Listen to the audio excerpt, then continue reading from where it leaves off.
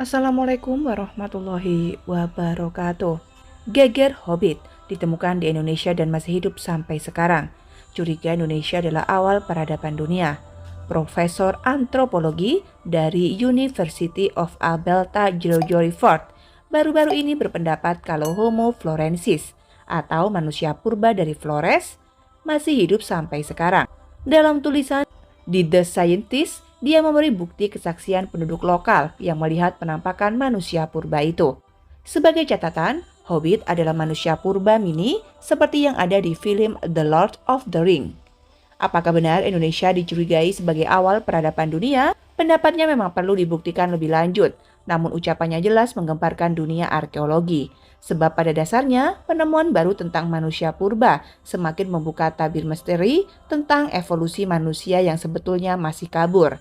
Tim dan kolaborator internasional meyakini bahwa temuan ini adalah terobosan dan mereka merahasiakan penemuan itu selama lebih dari 1 tahun. Supaya sisa-sisa tulang benulang tersebut dapat dipelajari secara rinci, mereka kemudian mempublikasikan hasil penelitian itu dalam 2 studi yang terbit dalam jurnal ilmiah terkemuka Nature. Setahun kemudian, temuan tersebut menggambarkan ranah paleontropologi, ilmu yang mempelajari asal-usul perkembangan manusia.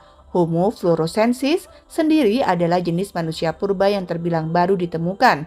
Manusia purba ini ditemukan oleh tim gabungan dari Indonesia dan Australia pada tahun 2003. Mereka mempublikasikan penelitiannya yang berjudul Short for the Age, The Asian Homo Species Reveal, Diversity of Pleistocene Humanity di jurnal Nature pada 28 Oktober 2004. Ketika terbit, jagat pengetahuan dunia pun gempar. Pasalnya manusia purba yang kemudian diberi nama Homo floresiensis ini melengkapi perjalanan evolusi manusia, khususnya migrasi orang Asia ke Australia.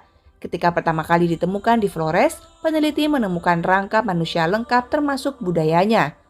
Rangka itu ditemukan di gua besar yang disebut Liang Bau Flores. Hasil pertanggalan menunjukkan bahwa mereka hidup sekitar 38.000 tahun hingga 18.000 tahun yang lalu. Jika menelah alokasi tempat penemuan, wajar apabila Homo floresiensis bermukim di sana, sebab sebagian besar daerahnya merupakan perbukitan gamping yang dikenal cukup subur. Bahkan sejak dahulu, wilayah itu sudah dikenal sebagai lumbung padi.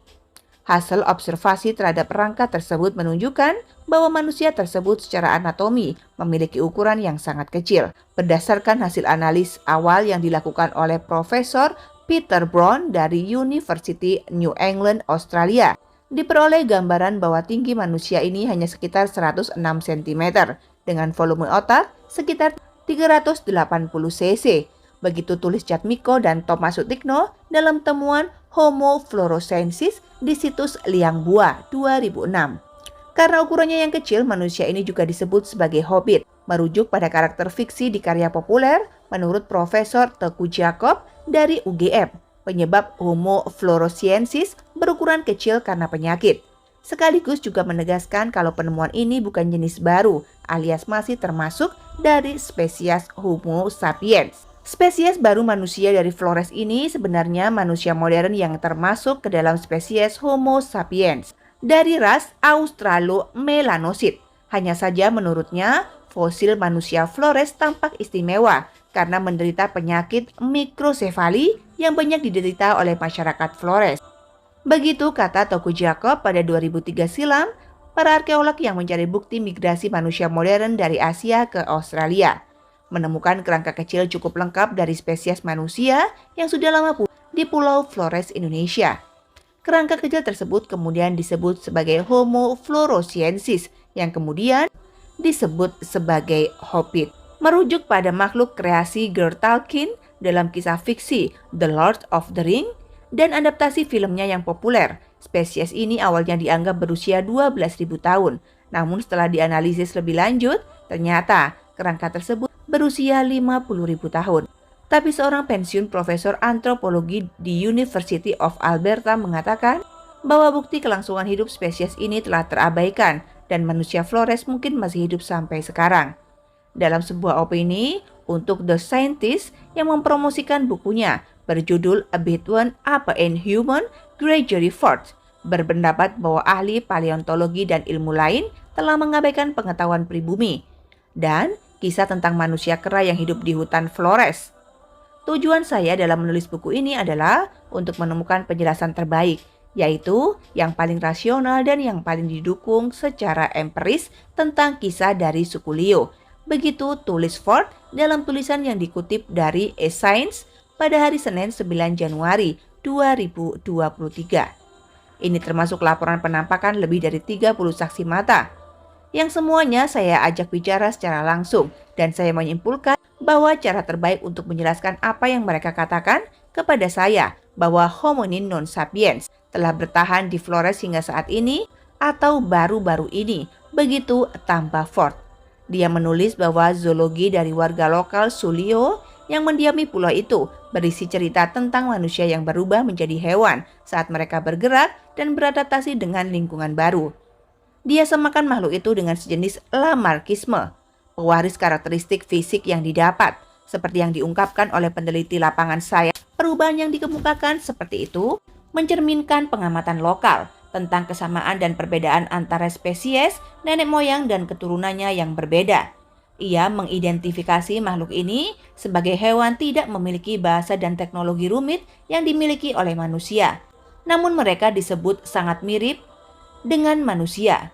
Bagi suku Leo, penampakan manusia keras sebagai sesuatu yang tidak sepenuhnya manusia membuat makhluk itu menjadi anomali dan karenanya bermasalah dan mengganggu. Begitu lanjut Ford. Untuk saat ini, waktu terdekat hidup makhluk ini sekitar 50.000 tahun yang lalu. Tetapi Ford mendesak agar pengetahuan dari para penduduk lokal dimasukkan untuk menyelidiki evolusi hominin.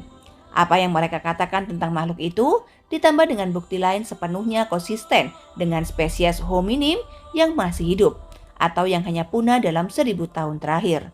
Dari berita ini bisa kita lihat betapa besar dan kayanya kekayaan Indonesia tidak hanya kekayaan alam, namun juga kekayaan ekologi dan evolusi manusia yang ada di Indonesia. Kita tidak tahu, jangan-jangan dunia sudah tahu bahwa Indonesia adalah pusat dari awal peradaban dunia, mengingat banyak sekali temuan-temuan besar super purba yang ada di Indonesia. Selain Hobbit di Flores, ini salah satunya adalah situs Gunung Padang yang dikatakan sebagai piramida terbesar di dunia, yang usianya sangat-sangat jauh lebih tua daripada piramida Giza yang ada di Mesir. Semoga cerita ini bermanfaat. Wabillahi taufik wal hidayah. Wassalamualaikum warahmatullahi wabarakatuh.